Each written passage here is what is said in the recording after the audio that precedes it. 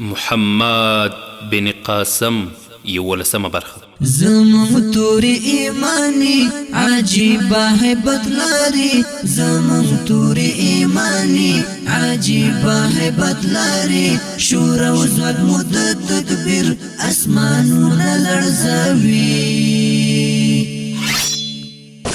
زمون تور ایمانی عجیبه هیبت لري. د محمد بن قاسم د خبرونې مینوالو په دې هیله چې روغ او جوړ به یاست، الله رب العزت خوشحال لره. د دې زه محسن احسان مې یو ځل بیا د محمد بن قاسم د ناول کوربتوب کوم په دې هیله چې دا خبرونه تر پایه راسره واورئ. درنو او قدرمن اورېدونکو، په تېر برخه کې م اورېدلي وه ګنګو ویل تا خو ویل چې مایا به یې ورور ته وراستوو چې ته یې په بیلتون نه خفه کېدې، په مرګ یې ولې زهیر یې. اوس به دا واورو.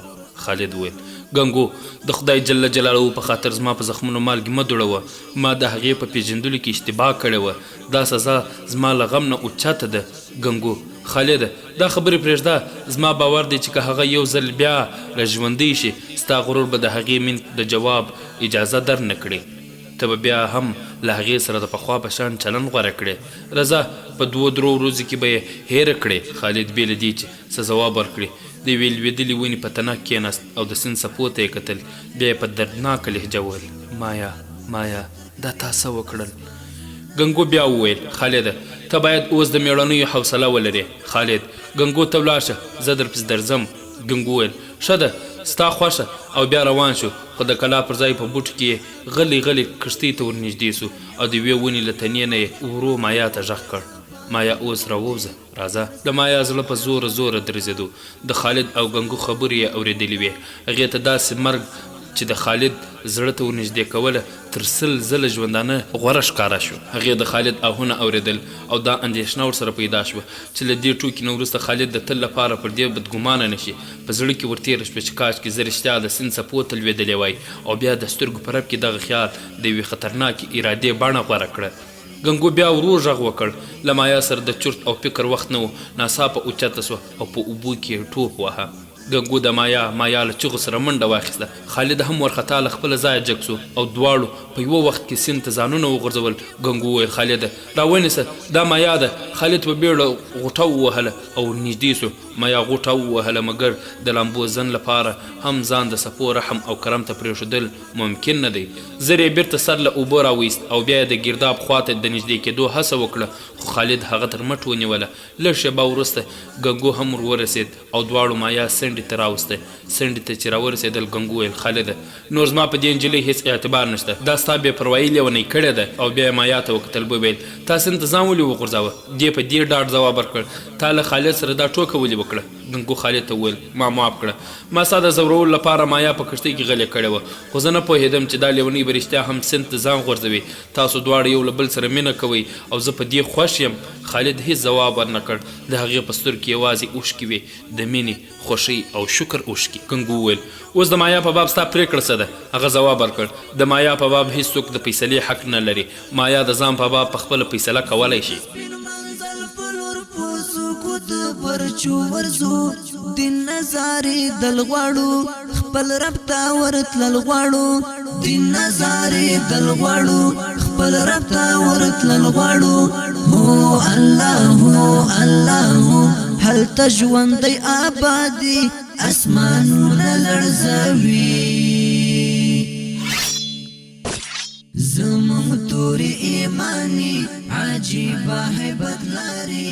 خور او ورور د محمد بن قاسم د خبرونې مینوالو، سهار وختي د کلا نه 4 میله لرې د پرتاب رای سپاهیانو د سفر تیاری نیولو. جیران په سیند کې له لمبلو وروسته جامې بدلولې چې د بوټو له منځ نه یې غوښې تیز راغی او په مخ کې په ځمکه ښخ شو. پر غش یو سپین دسمال تړلی و. جیرام له یوې او بلې خوا سار نه وروسته غشې راوکش او په هغه پورې تړلی دسمال یې خلاص کړ. په دسمال په سکرو لیکلي و چې جیرامه زه تا په څه نامه وبولم، تا ته د ورور په ویلو شرمېږم.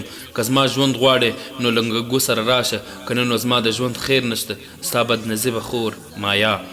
جیرام په منډه منډه د بوټو څنګ ته ورغی او وویل ګنګو ته چیرته یې؟ ګنګو ورو ځواب ورکړ زه دلته یم دې خواته. جیرام په بوټو کې د هغې خواته ورنږدې سو. ګنګو په آس پورو. جیرام په ناکراري د آس جل ونیو وویل ګنګو مایا څنګه ده؟ چیرته ده او تاسو سره څرنګه یو ځای شوه؟ ګنګو ځواب ورکړ مایا ژوندۍ ده او زه تا هغه ته بیایم وایه راسره ځې جرام زه د مایا په خاطر له 7 سیندونو پورې وتو ته تیار یم د خدای لپاره ووایه چې هغه څنګه ده ګنګو هغه له دې ځایه ډېره لرې نه ده راځه زما تر شا سپور شه جرام کلاره ډېره وي زه به خپل آس راولم ګنګو خپل آس راوستی شي خو که دې بیا څه چالاکي وکړه په دې وپوهېږه چې مایا به په ژوند ونه وینې زه همدلته ستا انتظار کوم جرام وویل زه اوس راځم او بیا د غونډۍ په لوري منډه واخیسته ګنګو د احتیاط لپاره له دې ځایه ولاړ او د ګڼو ونو په منځ کې ودرېد لږ ځنډ وروسته چې جرام هغه ځای ته ورسېد آس یې ودراوه ګنګو یې ونه لید غږ یې پسې وکړ ګنګو ډاډه شو او بیا یې ځان ته وروباله جرام له ګنګو نه ډېرې پوښتنې وکړې خو په ځواب کې ګنګو یوازې دا ورته وویل چې ته مایا ووینې بیا به ټول حال درته معلوم شي په ځنګل کې له لږ مزله وروسته د ګنګو 10 نور ملګري هم له دوی سره یو ځای شول جرام د ګنګو په نیت شکمن شو او د آس جال بیا کش کړ وویل ګنګو دا څه خو د دې نه وړاندې چې ګنګو څه ځواب ورکړ د هغه ملګري ترې چاپېر شول یو راوړاندې شو د آس جال بیا د ده له لاسه واخیست خو د ګنګو د اټکل پر خلاف هغه هېڅ مزاحمت ونه کړ او کله چې د ګنګو ملګرو له ده نه د وسلې اخیستلو هڅه وکړه د په خپله توره اولندره خلاص کړل او دوی ته یې وسپارل د ملا په کمربند یې یو وړوکی خنجر و د ګنګو یوه ملګري د هغه ایستلو تر وړاندې شو خو ګنګو په اشاره هغه منع کړ جرام وویل تا ته معلومه ده که نه چې زه د مایا د پیغام له اورېدلو وروسته نشم تښتېدلی ګنګو ځواب ورکړ که ته د تیښتې هڅه وکړې هم نشي کامیابېدی په ځنګل کې ځای ځای غشي ویشتونکي پټ دي جیرام ګنګو ما له تا سره هېڅ کله هم وعده خلافي نه ده کړې چې ته چېرته ووایه زه در سره ځم ګنګو څوک چې د زبیر غوندې نیکي کوونکي سره غداري وکړي زما پر هېڅ اعتبار نشي کېدی ستا خیر په دې کې دی چې په پټو سترګو راسره ځه کله له 4 میله نه لرې نه وه خو ګنګو د احتیاط په خاطر اوږده او جنجالي لاره غوره کړه چې کلا ته ورسېدل سپاره له اسونو پلې شول جیرام خالد له کلا نه د راوتلو په حال کې ولید لاس یې هغه ته ورغوښت کړ او ویې ویل خالده ته هم دلته یې ستا خور چېرته ده خالد په نفرت او حقارت هغه ته وکتل او د ځواب پر ځای یې ځان ګنګو ته ورنږدې کړ جرام په زړه ګزار وخوړ پښې یې ورېږدېدې هغه لاس یې چې خالد ته ورځغولی و بیرته یې ورو ورټول کړ د مایوسۍ او بېوسۍ په حالت کې یې څلورو خواو ته وکتل بیا په خالد سترګې شخې شوې خو خالد مخ بلې خوا ته واړوه جرام دردناکه لهجه وویل خالده زه نه پوهېږم چې ستاسو ټولو په نظر کې ولې دومره خوار او حقیر یم زه بې ګناه یم ما ته داسې مه ګورئ مایا چېرته ده نصرتونه اسماني عجیبه هیبت لري زمون توري ایمانی عجیبه هیبت لري زمون توري ایمانی عجیبه هیبت لري شور او زوږ مو د تکبیر اسمانونه لړزوي هر د جنگ میدان کې مو د سپینې تورې شرنګ ښکاري سپین خنجر مو هر وخت د محمد بن قاسم د خپرونې مینوالو له شانه غږ اوچت شو زه دلته یم جرام شاته وکتل مایا څو ګامه لرې ولاړه وه جرام وویل مایا زما خوري زما کشرۍ خوري دا یې وویل او بیا د مایا په لورې ورنږدې سو خو مایا په شا ولاړه وویل ظالمه فریبکاره غداره ما ته مه نږدې کېږه تا د نوابزاده پلار او نوابزاده مور د وینې او شیدو خاطر ونه ساته ته زما هیڅ نه کېږې ستا لمن د خپلو نیکیو کوونکو په وینو داغداره ده که چا د جیرام په سینه خنجر ورشخ کړی وای دومره به نه و پرې دردېدلی لکه د خور پر دې خبره په زړه کې یې د غصې اور راپورته شو چې د غم په اوښکو بیرته سوړ شو هغه یو ځل بیا څلورو خواو ته وکتل د ګنګو په شونډو د کرکې او حقارت مسکا وه د هغه په لیدو یې په رګونو کې وینه ودرېده لاسونه یې ومروړل غاښونه یې وچیچل هغه ته ورنږدې سو وویل ذلیله لوټماره د دې ټولو جنجالونو ملامتي پر تا ده تا دوی ټول زما پر خلاف کړي پخوا له دې چې ګنګو خپل لاس په دفاع اوچت کړي ناڅاپه هغه 2 سوکه په خوله ووهه ګنګو خپل غومبړي ومشل او شاته شو خالد راوړاندې شو یو څوک یې جیرام ته په خوله ورکړ جیرام د خالد تر څوک په زړه زیات دردمن شو او په ژړغونې اواز یې ویل خالده ته د ګنګو د ملګرو تورې له پوښونو راووتلې خو ده هغوی ته اشاره وکړه ویې درول او جیرام ته یې وکتل وویل اوس وایه ته د خپلې خور د ژغورنې په بدله کې د زبیر او نور ملګرو خلاصولو ته تیار یې جیرام لکه زخم خوړلی مار وغځېد بیا یې وویل آیا تاسو هم د زبیر په شان ګمان کوئ چې زه د پرتاب رای سره په دوکه کې شریک یم ګنګو ځواب ورکړ نه بلکې موږ فکر کوو چې پرتاب رای ستا سره په دوکه کې شریک وو تا هغه ته د سراندیب د کښتۍ او د جواهراتو په تمه دې ته تیار کړ چې پر موږ حمله وکړي جیرام بګوان پوهېږي چې زه بې ګناه یم ګنګو ځواب ورکړ بګوان خدای له دې نه زیات هم پوهېږي اوس ستا په بې ګناهۍ بحث زموږ کار نه دی موږ یوازې په دې ځان پوهول غواړو چې د خپلې خور په بدل کې د هغه بې ګناه بندیانو خلاصولو ته تیار یې که نه جیرام ځواب ورکړ کاش کې د هغوی خلاصول زما په وس کې وای. اوس له هغوی سره 200 تن سپاهیان دي او برمن آباد ته یې بیایي. زه یوازې له 200 سپاهیانو سره څه کولی شم؟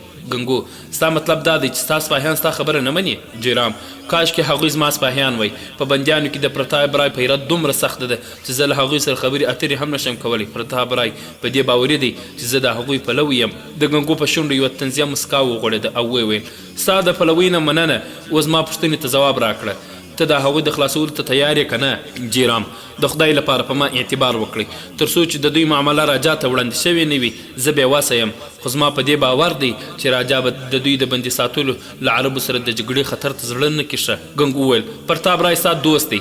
که هغه ته زموږ لیک ور ورسېږي چې ته زموږ بندي یې او بیا یې هم ستا په بدل کې راخوشي نه کړي ته به لیک ولیکې او برهمن آباد ته د رسېدو وړاندې به یې موږ هغه ته ورسوو.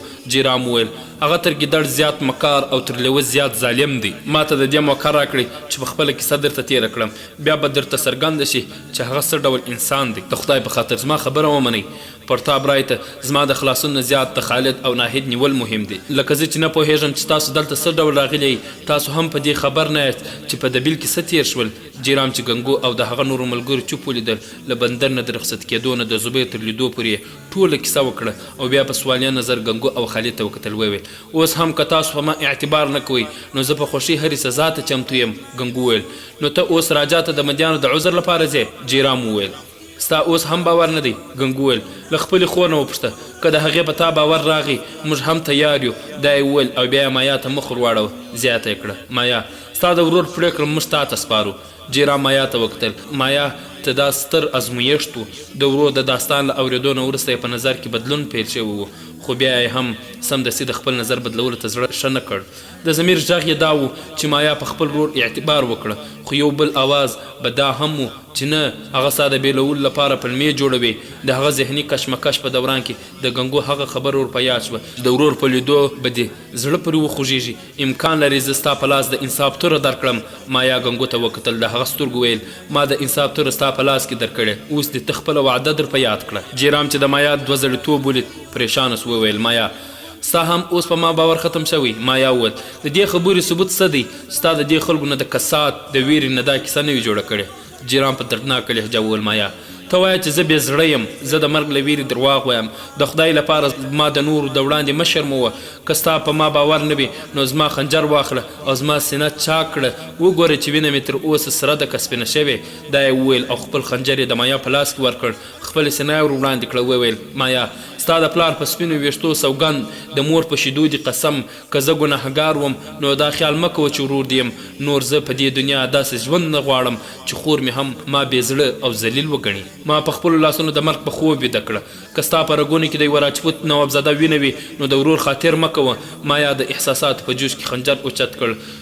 د جیرام په شونډو زړه وړونکې مسکا خپره شوه. خالد ورېږدېده. مایا د عزم او همت دغه مجسمې په مخ کې لاس په نامه ودرېده. بیا یې لاس اوچت کړ.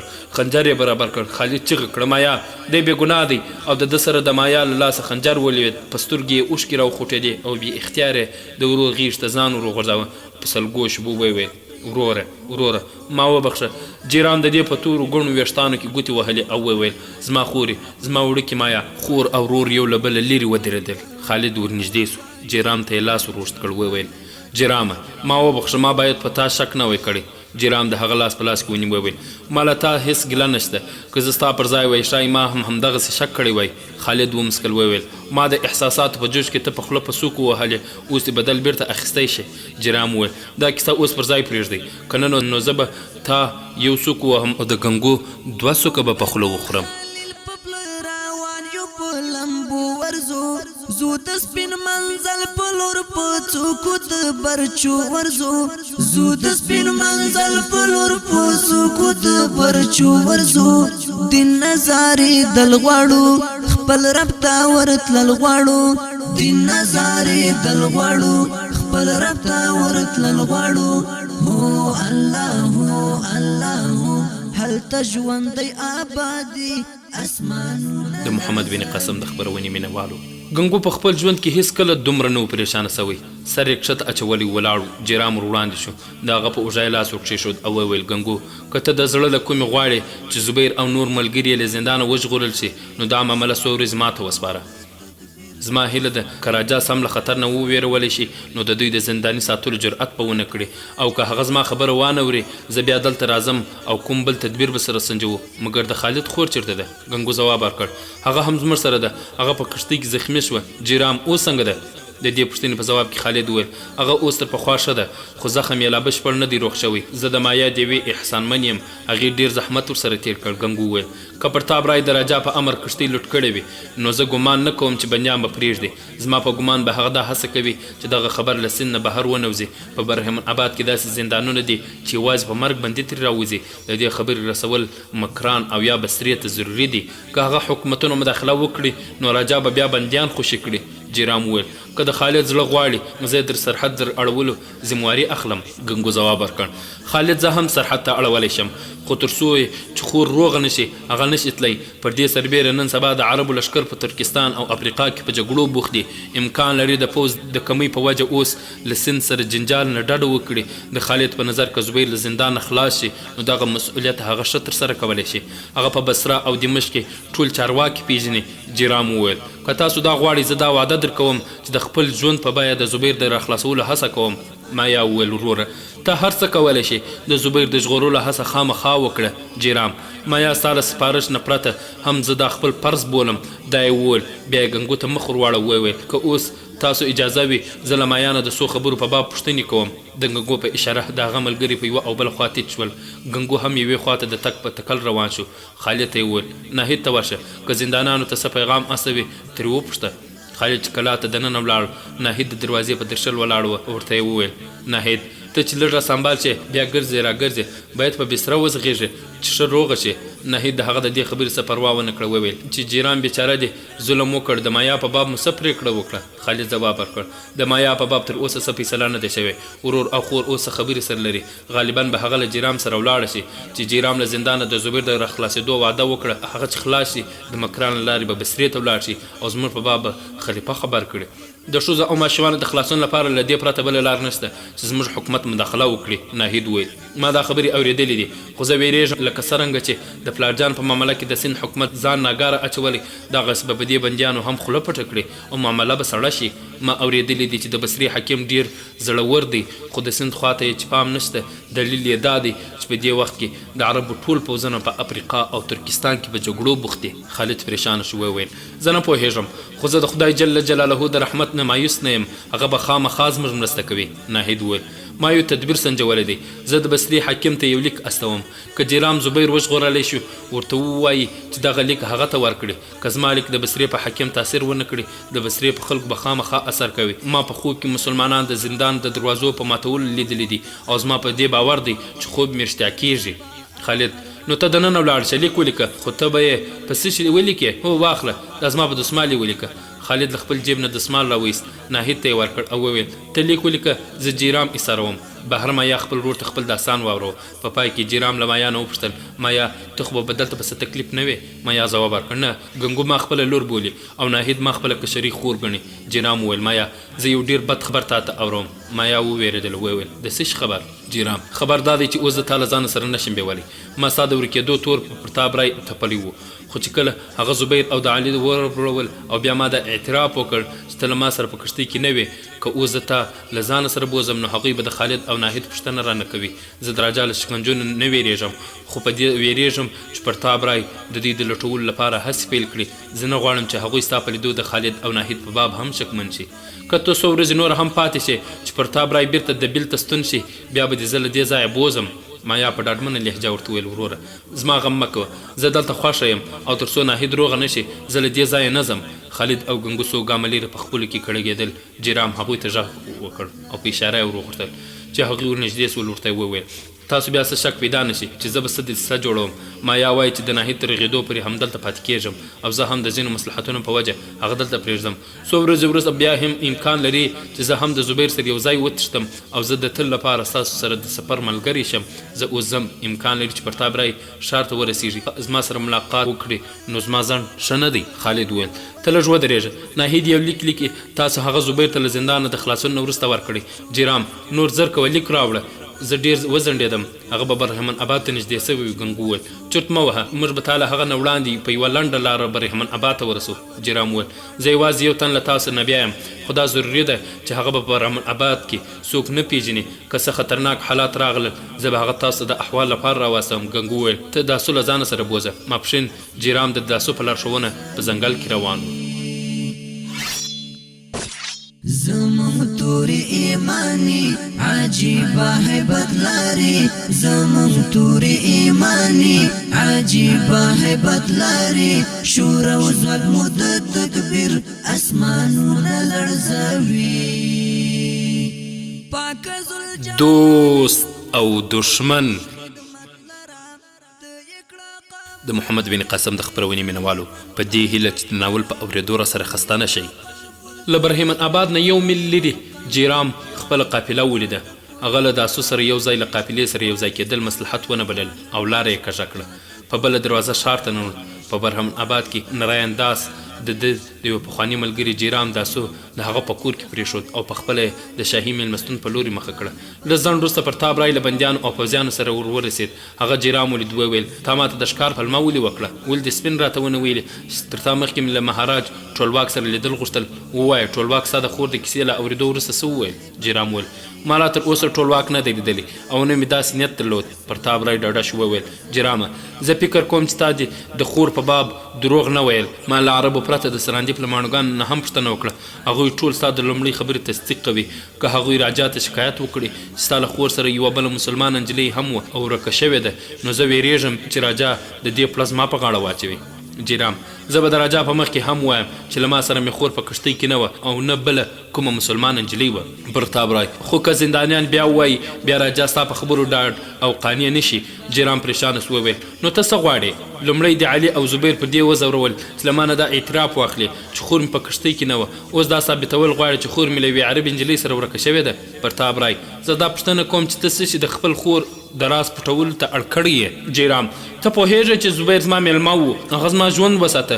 ما نه غوښتل چې زما په سبب هغه ته ازار کړې. نو د دې مطلب دا دی چې ته یوازې د زبیر په خاطر د خپلې خور تعینې ته دعوې نه تېر شوې. ته زبیر په دوستۍ خپله خور قربانوې خو ستا زړه ګواهي درکوي چې ستا خور ما تښتولې. یوازې ستا خور نه بلکې هغه عربه نجلۍ او هلک هم زما له لاسه ورک شوي دي او د دې ټولو پړه زما پر اوږه ده. جیرام ځواب ورکړ نه نه ستا په باب چې زه بدګمانه وم هغه لرې شوې. پرتاب رای څه وخت لرې شوه؟ جیرام ناڅاپه وپوهېد چې پرتاب رای هغه ته دام ایښی. ټکان یې وخوړ او ویې ویل له دې نه ستا مطلب دا دی چې ما له تا سره د راجا په مخ کې د خپلې خور د نه یادولو وعده کړې. پرتاب رای وویل ته چې څه په خپله نه وایې د عربو په خوله به یې ووایې. پر ما یې نور څه توپیر نشته. پخوا چې تا کوم راز افشا کول غوښتل پټولو هڅه کوله، اوس چې ته د هغه د پټولو هڅه کوې زه غواړم چې افشا سي. زما په باب که ستا بدګماني لرې شوې وي د دې خامخا څه سبب شته او زه پر دې ځان پوهول غواړم چې زه دا نشم منلی چې ته د یوه عرب په خاطر دومره ستر قرباني وزغمې او هیڅ عقلمن انسان دا نشي منلی. جیرام ستا مطلب دا دی چې ما مې خور خپله چېرته پټه کړې ده؟ پرتاب رای ستا د خور مسله ماته مهمه نه ده خو د عربي نجلۍ پیدا کول زما ذمواري ده. ډېر امکان لري چې ستا په شان عربو هم پر ما د راجا د بدګمانه کولو لپاره د یوې عربي نجلۍ د ورکېدو کیسه له ځانه جوړه کړې وي. خو که په دې دربار کې دغه پوښتنه راپورته شوه له موږ نه به یو خامخا د دې پړه په غاړه اخلي. جیرام له لږ سوچ وروسته وویل د محمد بن قاسم د خپرونې مینوالو دا چې جیرام څه وویل انشاءالله په راتلونکې خپرونې کې به یې واورو. دا خپرونه ما محسن احسان چمتو او تاسو ته وړاندې کړه. در بیا چې تاسو په درانه حضور کې را حاضرېږو تاسو ټول په لوی الله جل جلاله سپارو. السلام علیکم ورحمة الله وبرکاته. زمون توری ایمانی عجیبه هیبت لري، زمون توری ایمانی عجیبه هیبت لري، شور او ځواک مو د تکبیر اسمانونه لړزوي. هر د جنگ میدان کې مو د سپینې تورې شرنګ ښکاري، سپین خنجر مو هر وخت دښمن په وینو رنګ ښکاري، سپین خنجر مو هر وخت دښمن په وینو رنګ ښکاري. دین ته خدمتونه کړو هر وخت پرې ننګونه کړو، دین ته خدمتونه کړو هر وخت پرې ننګونه کړو. هو الله ورکاو پر قربانی عجیبه هیبت لري. زمون زمون توری ایمانی عجیبه هیبت لري زمون توری ایمانی عجیبه هیبت لري شور او زغمو